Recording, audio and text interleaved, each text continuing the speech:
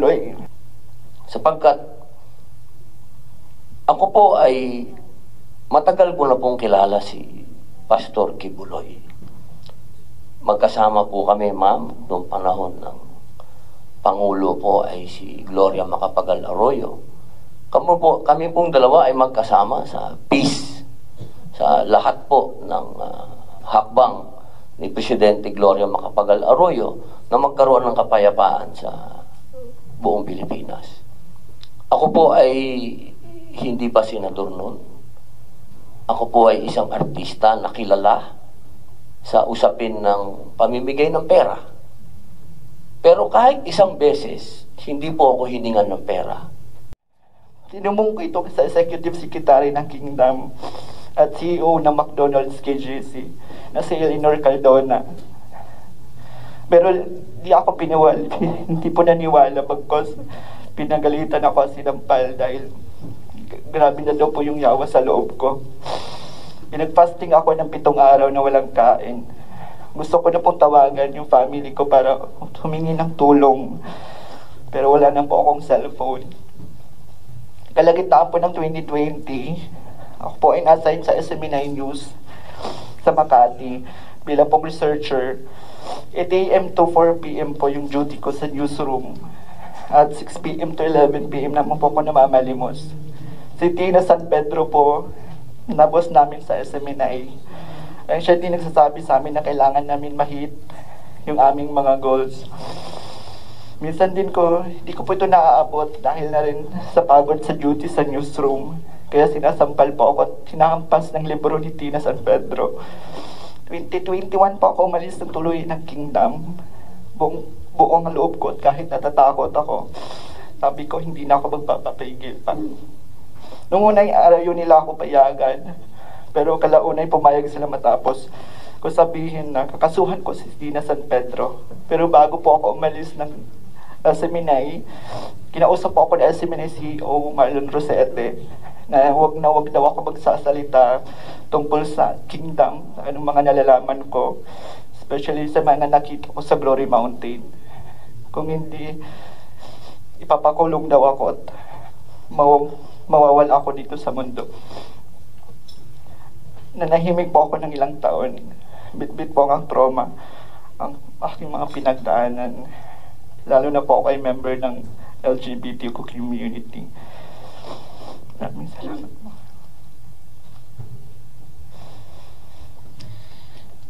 Maraming salamat, Elias Rene, sa pagbasa ng iyong affidavit sa aming komite kahit ay Kibuloy.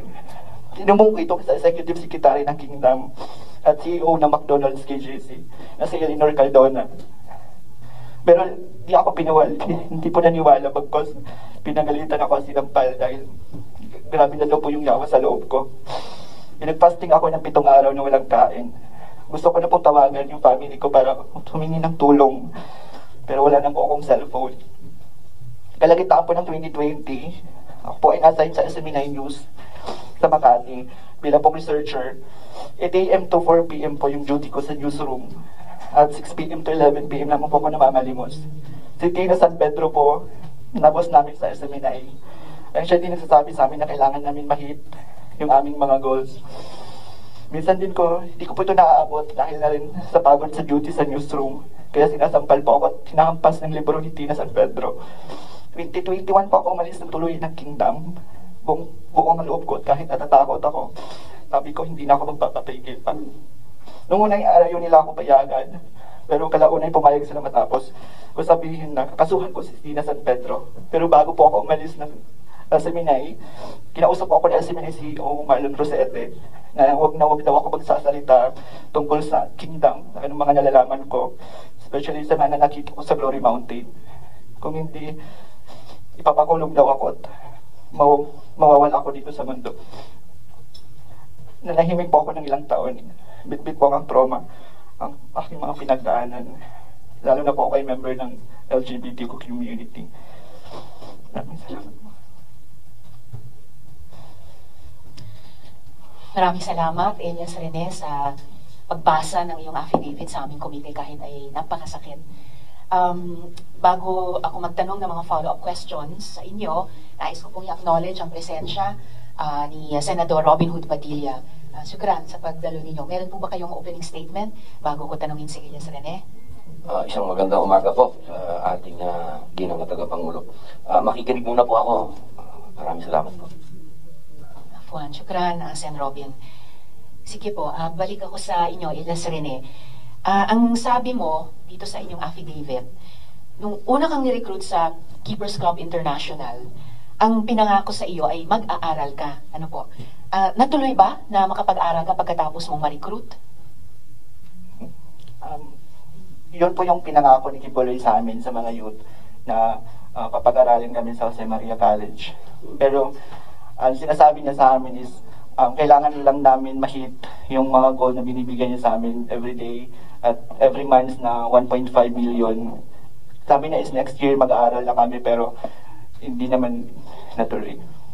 So may kondisyon pala yung pangakong makapag-aral ka at ang kondisyon ay yung goal or yung quota na sabi mong halaga ng perang malilikom araw-araw or tuwing per months. Yes po, Madam Chair. So sa makatuwid, pagkatapos mong ma-recruit, hindi ka na nakapag-aral, kundi limos na lang ng limos ang pinagagawa sa iyo. Yes po, Madam Chair.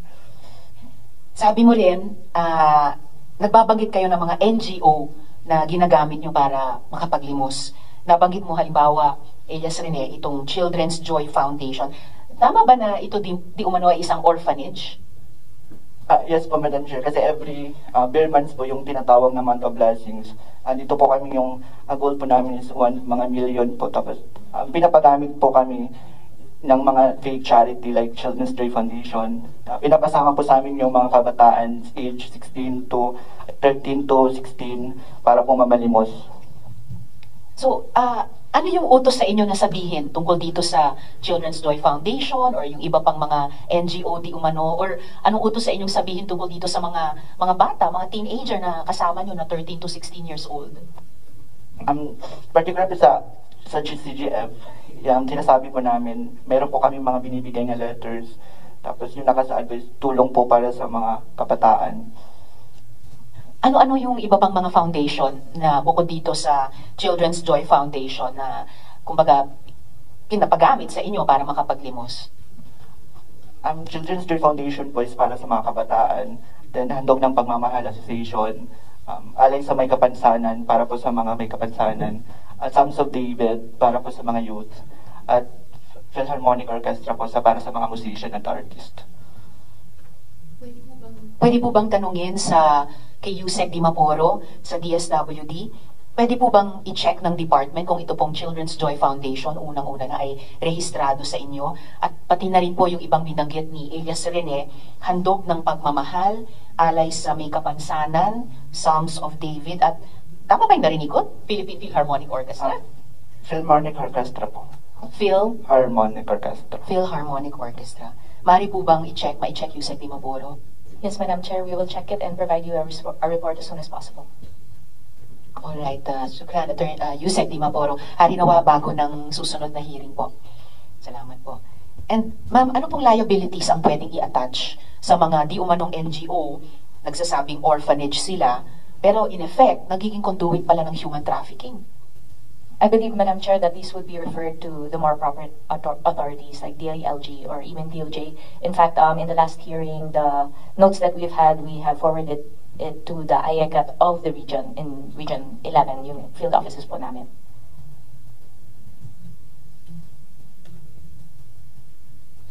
Salamat muli, Yusek Dimaporo, also for that update na very welcome po sa pandinig ng komite na after the very first hearing, the last hearing, nag-coordinate na pala kayo sa IACAT, which of course counts in its membership also yung sinabi nyong mas appropriate agencies tulad ng DILG, DOJ. But still, the committee values equally po yung participation po at yung response ng DSWD sa course ng aming investigation. So salamat po para dyan, ma'am. Elias Rene, balik ako sa iyo. Sabi mo din dito sa iyong affidavit na nagtrabaho ka sa SMNI bilang researcher, pero sa gabi ikaw ay pinapalimos. Ganun ba yung Ganun ba sa SMNI? Researcher by day, pulubi by night? Yun ba yung utos sa inyo? At sino yung nagutos ng ganito sa iyo? Opo, Madam Chair, researcher po ako sa SMNI News sa umaga. Tapos after duty po namin, 6 to 4, 8 a.m. to 4 p.m. po. After, 6 p.m. po kami mag-start ng mamalimos ng gabi. Ito po yung utos pa rin po ito ni Kibuloy na dinadaan po kay SMNI CEO Marlon Rossetti at Department Head ng Propcom na si Tina San Pedro. Si Miss Tina na sinabi mo rin sa affidavit ay sinasaktan ka.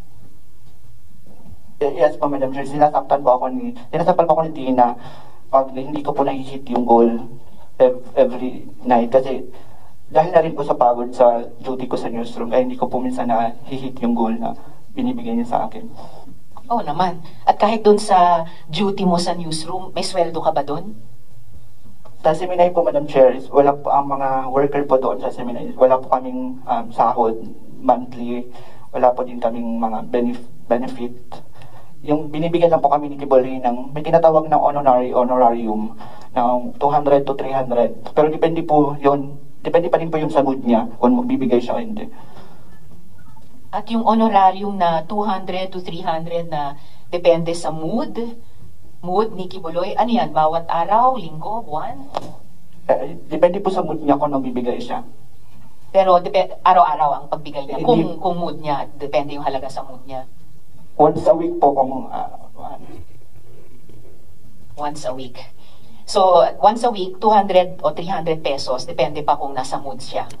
So, kung wala kayong sahod, ayun na nga, malamang wala rin kayong benefit. So, wala kayong 13th month pay, wala kayong holiday pay, wala kayong sick leave, wala kayong vacation leave. Tama po ba yun? Yes po, Madam Chair. Wala po kami mga ganun sa Seminay. So, malamang, ayun sa rin hindi ka rin kinakaltasan para sa SSS.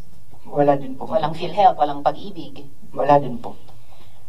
Pumirma ka ba? Bago ka ginawang researcher, di umano sa SMI, pumirma ka ba ng kahit anong contract of employment? Wala po, Madam Chair. Pwede bang matanong ang Dole, Yusek Igargo, sir? Pag yung isang tanggapan, no, whether media station o basta isang tanggapan, pinagtrabaho ang empleyado ng walang sahod, walang anumang benepisyo, hindi po ba illegal ito? Actually, Madam Chair,